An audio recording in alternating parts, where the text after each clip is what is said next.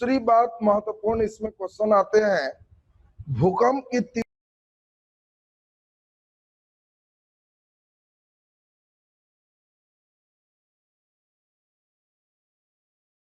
भाषा वगैरह आप सभी लोग जानते हैं। भू मीन्स भूमि, पृथ्वी के ऊपरी पृष्ठ के कंपन को ही हम लोग क्या कहते, भूकंप कहते।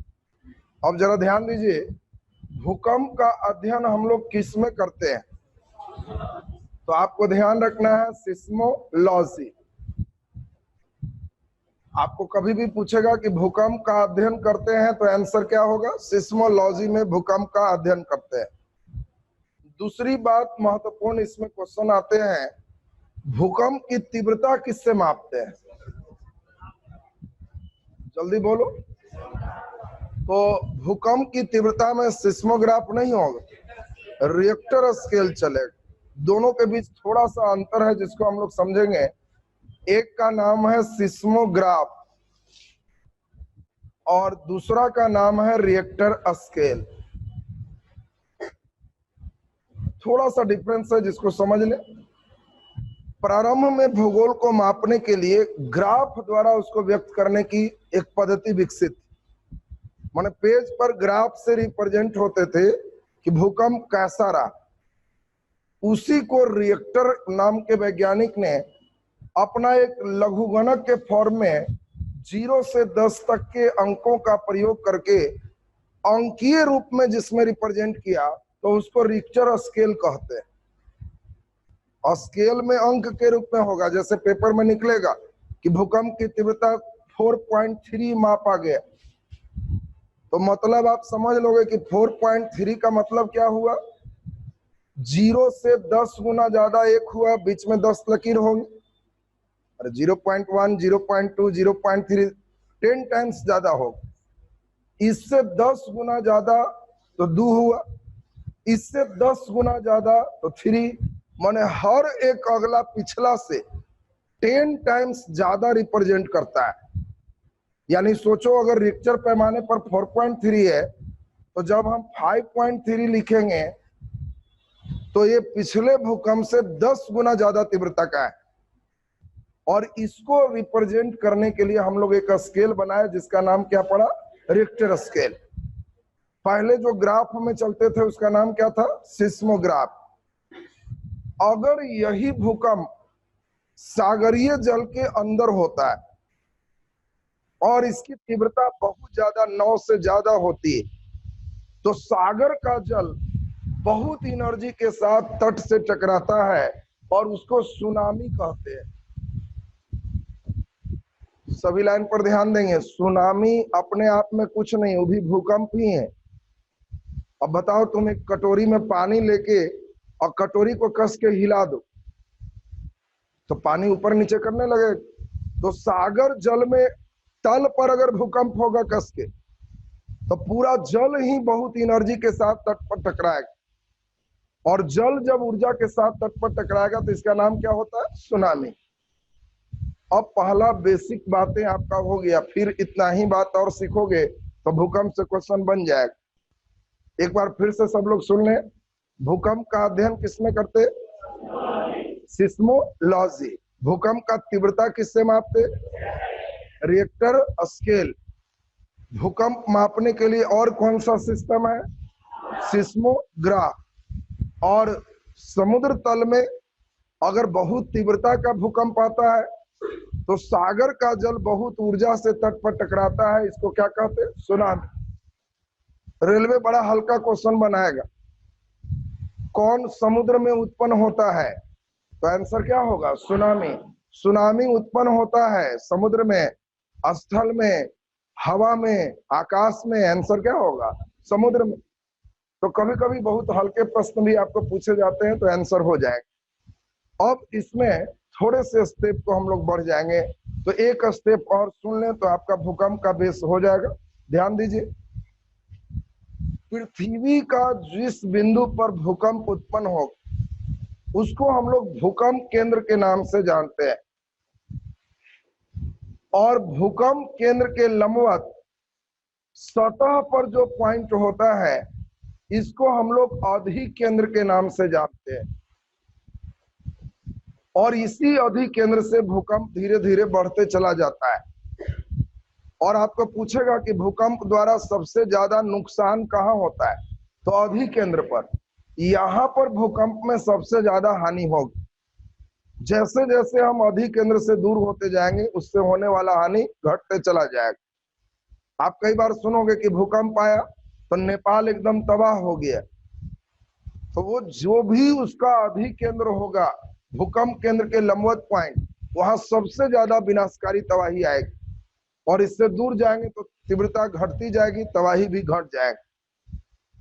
इसमें अब एक छोटी सी बात ध्यान दे दीजिए, भूकंप के समय कई तरंग उत्पन्न होते हैं, जिसमें 3 मेन तरंग हैं, पी तरंग, एस तरंग और एल तरंग।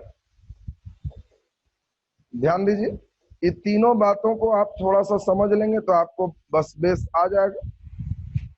पी का मतलब होता है प्राइमरी वेव, प्राथमिक तरंग। यह सबसे पहले सतह पर पहुंचता है। और प्राथमिक तरंग एक अनुदैर्ध्य तरंग है। कभी कभी इसका टाइप्स भी पूछेगा तो ध्यान रखना है, प्राथमिक तरंग कैसा तरंग है, अनुदैर्ध्य। ट्रांसवर्स वेव और लॉन्गिट्यूडनल वेव, वेव दो तरह के होते हैं। तो ये जो वेव है यह आगे पीछे का दोलन करता है और इस तरह के कंपन से आता है, तो इसको अनुदैर्ध्य कहेंगे। और यह ठोस, द्रव, गैस सभी माध्यम में जाता है। यानी अगर पृथ्वी के यहाँ पर भूकंप है, बीच में आपको बताया था कि कोरोड का आउटर कोरोड लिक्विड होता है, फिर भी इस साइड में पी तरंग चला जाएगा। पी तरंग को हम यहाँ और यहाँ सब जगह माप सकते हैं, लेकिन एस तरंग ये सेकेंडरी वेव है, द्वितीयक तरंग है। ये प्राथमिक के बाद सतह पर आता है और यह अनुप्रस्थ तरंग है। और इसकी विशेषता है यह द्रव माध्यम से होकर नहीं गुजरता है। और इसीलिए जब यहाँ पर आंतरिक कोरोड लिक्विड होता है तो यह यहाँ से रिटर्न हो जाता है, इधर से भी चलेगा तो रिटर्न हो जाएगा। इतना दूर तक कोई उपकरण लगाएंगे इस तरंग नहीं आएगा। और इसी इस तरंग से मालूम चला कि पृथ्वी के अंदर तरल पदार्थ है। अगर तरल नहीं रहता तो ये सभी नीचे चले आते। आपको कभी कभी देगा पृथ्वी के अंदर की संरचना जानने के लिए हमारे पास विकल्प है, भूकंप दे दिया चॉइस ए में, बी दे दिया ज्वार भाटा, सी दे दिया और भी किसी तरह का वायुमंडल की उपस्थिति। तो आपको ध्यान रखना है, भूकंप से पृथ्वी के इंटरनल स्ट्रक्चर हम लोग जान गए कि अंदर में तरल पदार्थ है। और किस तरंग से जाने, इस तरंग से। तीसरा नंबर का नाम है लॉन्ग वेव, एल तरंग। इसको हम लोग दीर्घ तरंग कहते हैं और ये सबसे अंतिम में सतह पर आता है और इससे सबसे ज्यादा हानि होता है। आपको पूछेगा परीक्षा में कि बताओ भूकंप के समय सबसे पहले सतह पर कौन आता, पी तरंग। भूकंप से सबसे ज्यादा हानि किससे होती है, एल तरंग। सब दिमाग में सेट रखना है। भूकंप समय उत्पन्न होने वाला कौन तरंग ऐसा है जो द्रव से प्रवाहित नहीं होता है, तो इस तरह। अब इतनी बातें से आपको तो ऐसे रेलवे का क्वेश्चन बैंक देखोगे तो इधर गया भी नहीं, रेलवे उधर कहीं बात 3-4 गो को घुमा घुमा के पूछते रहता है। थोड़ा सा स्टेप हम जान के बढ़ा दिए कि रेलवे से हल्का ऊपर आप चलो। अब एक राउंड और सुन लीजिए तो क्लियर हो जाएगा। ध्यान दीजिए, लिखने के पहले 80% कम से कम सभी को एकदम याद चाहिए, तब कॉपी में लिखो। घर पे 1-2 बार पढ़ लो, एकदम पूरा दिमाग में तैरना चाहिए। भूकंप के अध्ययन को सिस्मोलॉजी कहते हैं। भूकंप की तीव्रता रिएक्टर स्केल से मापते हैं। भूकंप मापने के लिए सिस्मोग्राफ का भी प्रयोग करते हैं। सागरीय तल में उत्पन्न होने वाले भूकंप को सुनामी कहते हैं। यहां तक क्लियर हो गया सबका। अब हम लोग देखें पृथ्वी के सतह के अंदर का वह बिंदु जहां भूकंप उत्पन्न होता है उसे भूकंप केंद्र कहते हैं। और भूकंप केंद्र के लंबवत पृथ्वी के सतह पर स्थित बिंदु को अधिकेंद्र कहते हैं। और अधिकेंद्र पर सबसे अधिक भूकंप का प्रभाव होता है। ये पिछले बार के रेलवे में अधिकेंद्र पूछा है। अधिकेंद्र है तो आप ध्यान रखोगे भूकंप केंद्र के लंबवत पृथ्वी के सतह पर जो बिंदु है उसको हम लोग क्या कहेंगे, अधिकेंद्र। और अधिकेंद्र पर भूकंप के सबसे ज्यादा प्रभाव होते हैं। भूकंप समय उत्पन्न होने वाले तरंग, पी तरंग, ये सबसे पहले सतह पर आता है और एक ऐसा तरंग है अनुदैर्ध्य तरंग। एस तरंग यह प्राथमिक के बाद आता है, अनुप्रस्थ तरंग है और यह द्रव माध्यम से नहीं गुजरता। एल तरंग दीर्घ तरंग है और एल तरंग में आपको दिमाग में सेट करना है कि यह दीर्घ तरंग है और एल तरंग से सबसे अधिक नुकसान होता है। खत्म हो, बोलो जी, क्लियर है सबका? अब इस बात को जल्दी से नोट किया जाए, तब हम लोग ज्वालामुखी के स्टेप पर चलें। लिखिए जल्दी से, भूकंप, नीचे डैश देके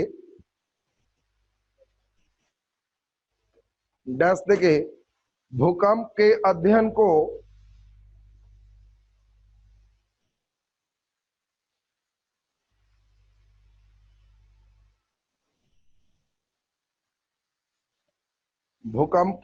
को सिस्मोलॉजी कहते हैं।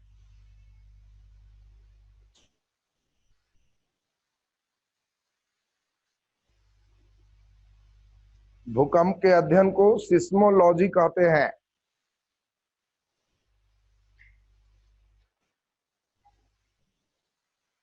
भूकंप के अध्ययन को सिस्मोलॉजी कहते हैं।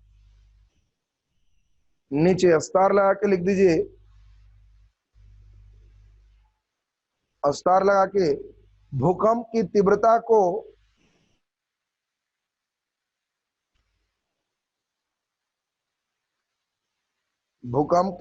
को रिएक्टर स्केल पर मापते हैं।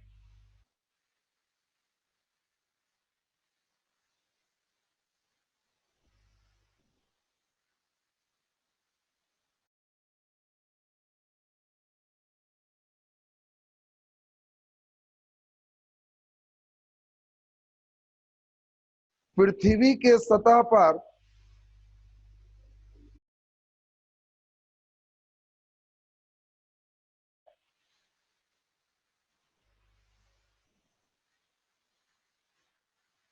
सुनामी उत्पन्न होता है।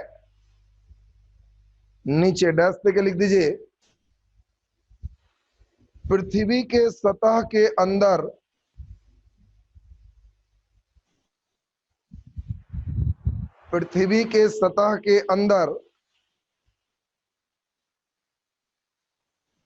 स्थित वह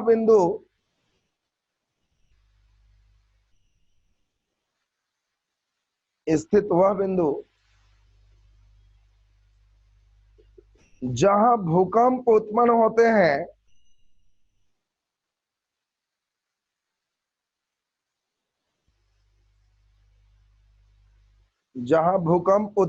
हैं, भूकंप केंद्र कहलाता है।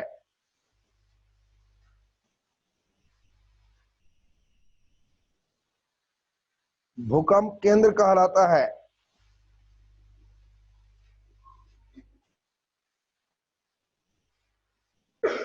नीचे डैश देके स्टार लगा के लिखिए,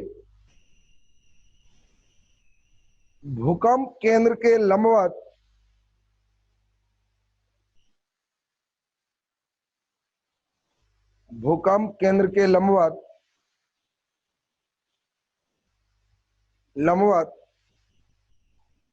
पृथ्वी के सतह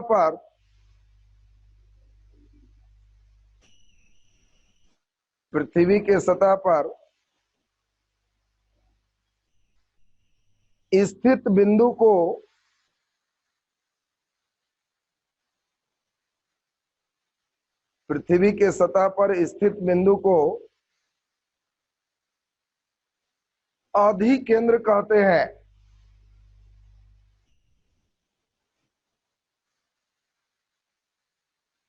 अधिकेंद्र कहते हैं।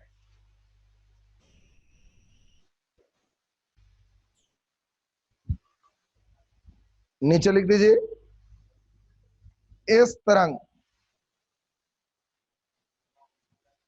इस तरंग, इस तरंग डैश देके यह द्वितीयक तरंग है,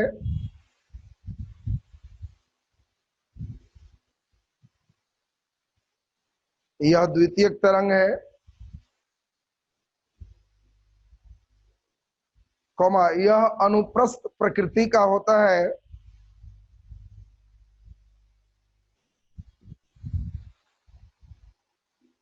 यह अनुप्रस्थ प्रकृति का होता है,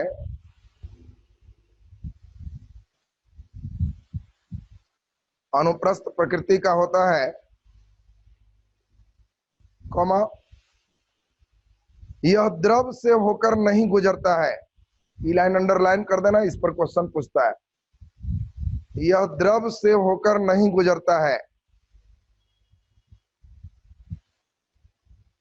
द्रव से होकर नहीं गुजरता है। चलिए नीचे लिख दीजिए एल तरंग, एल तरंग डैश देके इसे दीर्घ तरंग कहते हैं,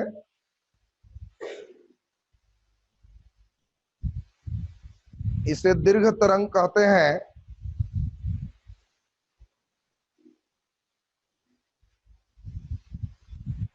यह पृथ्वी के सतह पर,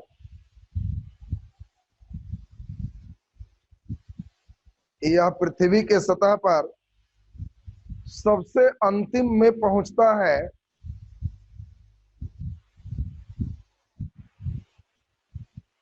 सबसे अंतिम में पहुंचता है और इसके द्वारा, और इसके द्वारा सबसे अधिक हानि होता है।